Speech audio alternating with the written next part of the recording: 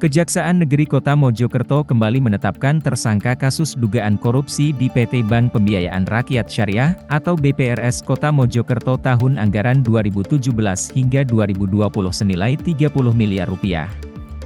Mantan Direktur Utama Badan Usaha milik daerah tersebut menjadi tersangka kedua.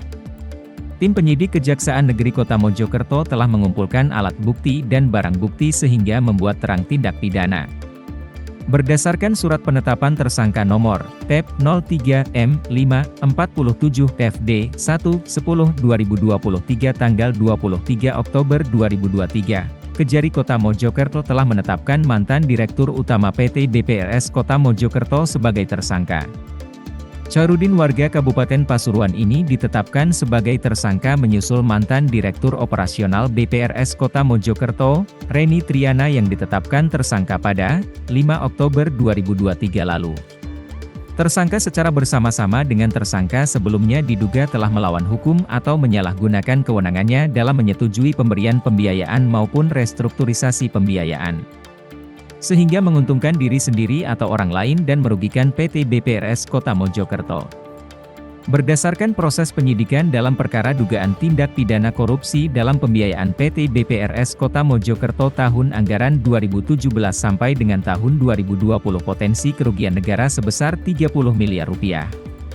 Tersangka disangkakan pasal 2 ayat 1 atau pasal 3 Jo pasal 18 Undang-Undang Republik Indonesia Nomor 31 Tahun 1999 tentang pemberantasan tindak pidana korupsi sebagaimana telah diubah dengan Undang-Undang Republik Indonesia Nomor 20 Tahun 2001 tentang perubahan atas Undang-Undang Nomor 31 Tahun 1999 tentang pemberantasan tindak pidana korupsi Jo pasal 55 ayat 1 pertama KUHP.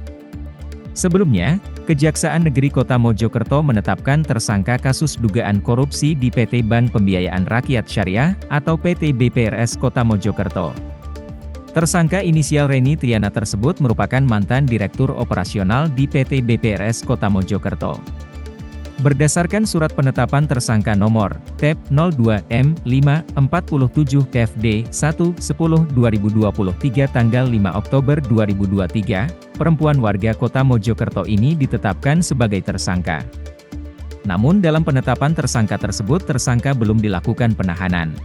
Hari ini kami telah menetapkan satu orang tersangka inisial C dalam perkara tindak pidana korupsi di BPRS, di mana hal tersebut merupakan pengembangan daripada tersangka sebelumnya inisial R yang telah kami tetapkan sebelumnya pada beberapa waktu lalu.